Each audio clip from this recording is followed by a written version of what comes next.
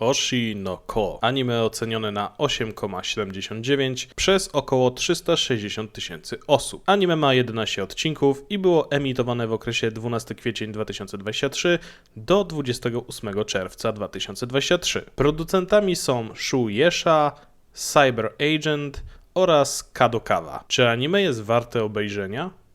Czy tak wysoka ocena dla tego tworu jest zasłużona? Czy to anime jakkolwiek się wyróżnia? Cóż, zobaczymy. Witam serdecznie, z tej strony Keriot i witam w kolejnym filmie na tym kanale. Dziś opowiemy sobie o wrażeniach z anime. Z anime, o którym było naprawdę głośno, widziałem sporo shortów, zwłaszcza z dwoma bobasami machającymi świecącymi patyczkami przed sceną, ale i inne zabawne sceny. Zaciekawiło mnie to w sumie najbardziej ze względu na kreskę, bo jest ona naprawdę niezła. Opowiedzmy sobie jednak na początek, o czym jest to anime. Oshi no Ko to anime, w którym większość czasu skupiamy się na losach dwóch bohaterów, czyli Aquamarine i Ruby Hoshino. Są to bliźniaki, które są dziećmi bardzo znanej idolki, która przez ciążę zawiesiła swoją karierę, a po urodzeniu tych brzdąców wróciła na scenę, by móc rozsyłać ponownie miłość, szczęście i radość smutnym nerdom. I uwaga, bo teraz będzie masywny spoiler, który co prawda pojawia się już w pierwszym odcinku, a należy też nadmienić, że pierwszy odcinek ma lekko ponad godzinę. A zatem, podczas ciąży opiekuje się nią lekarz, który nazywał się Amemiya Goro. Niestety został on zepchnięty z klifu i zginął, a dzięki reinkarnacji odrodził się jako dziecko naszej idolki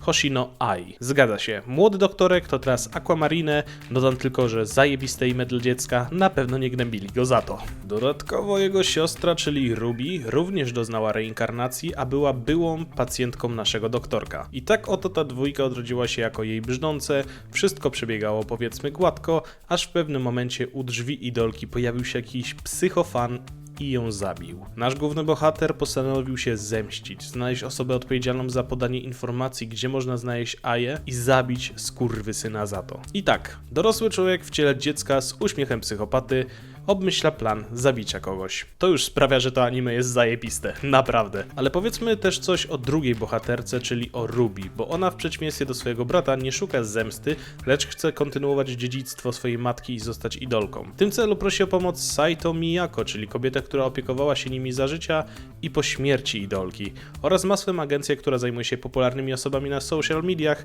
a potem postanawia również zająć się grupą idolek, którą chce założyć nasza główna bohaterka. I główny motyw jest właśnie taki. Aqua szuka zemsty, a Ruby chce zostać idolką i po drodze zdarzają im się ciekawe wydarzenia i pojawiają się ciekawi ludzie. Oczywiście mnie bardziej zainteresował motyw naszego bohatera niż jego siostry, bo motywy zemsty i szukania tego, który jest odpowiedzialny za rozpowszechnienie informacji o miejscu pobytu Ai jest dla mnie czymś o wiele ciekawszym, bo jestem ciekaw, czy w chwili, gdy znajdzie tę osobę, naprawdę będzie zdolny do morderstwa. Jakby nie patrzeć, może umysłowo jest dorosłą osobą, ale to nie znaczy, że jest psychopatą, chociaż momentami jego wyraz twarzy, zachowania czy gra aktorska może sugerować, że może faktycznie jest trochę pierdolnięty. W celu zebrania informacji zgadza się na pewne występy, na które nie bardzo ma ochotę, próbuje wkraść się w łaski reżysera, który ponad coś wie na temat partnerów jego matki i poświęca temu długie lata, bo w końcu zaczął poszukiwania od samej śmierci Ai. Jest nawet scena, że za dzieciaka rozkręcał jej telefon, by znaleźć stare wiadomości chociażby i okazało się, że jej stary telefon ma hasło, bodajże 4-cyfrowy i poświęcił temu lata, aż w końcu go odblokował. Nie wiem, czy nazwać to cierpliwością, czy już początkiem bycia psychopatą,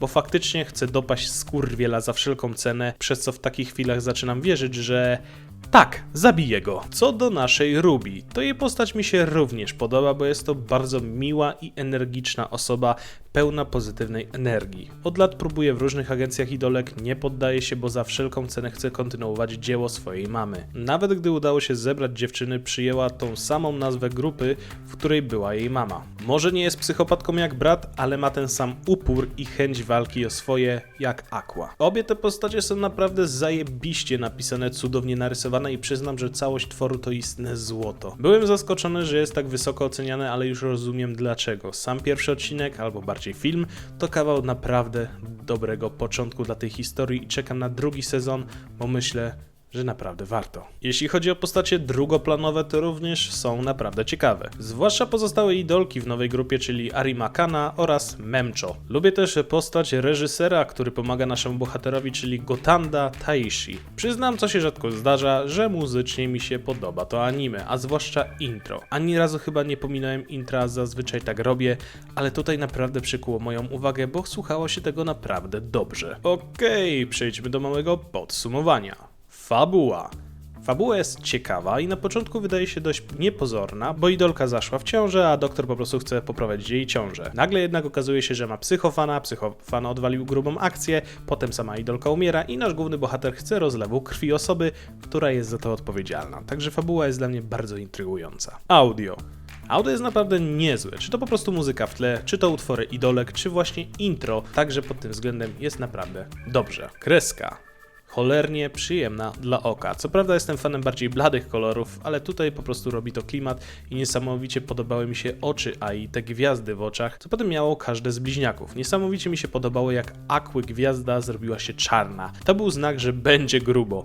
Także jeśli chodzi o grafikę, to naprawdę dobrze narysowana. Podsumowując, Oshi no Ko to anime, które mnie ogromnie zaskoczyło swoim wykonaniem. Bardzo dobra fabuła, ciekawe postacie, muzycznie nieźle i bawiłem się naprawdę dobrze i jestem ciekaw, kto okaże się ojcem Ai i czy to faktycznie on stoi za wyjawieniem prawdy o naszej zmarłej idolce. Serdecznie polecam obejrzeć to anime, bo naprawdę potrafi wciągnąć i zaciekawić sobą. Także to tyle. Dziękuję za wysłuchanie, dziękuję za poświęcony czas i życzę miłego oglądania. No hej, chciałbym Was zaprosić serdecznie do linków znajdujących się w opisie. Przede wszystkim do mojego kanału na Twitchu oraz do mojego serwera na Discordzie. Serdecznie zapraszam i pa!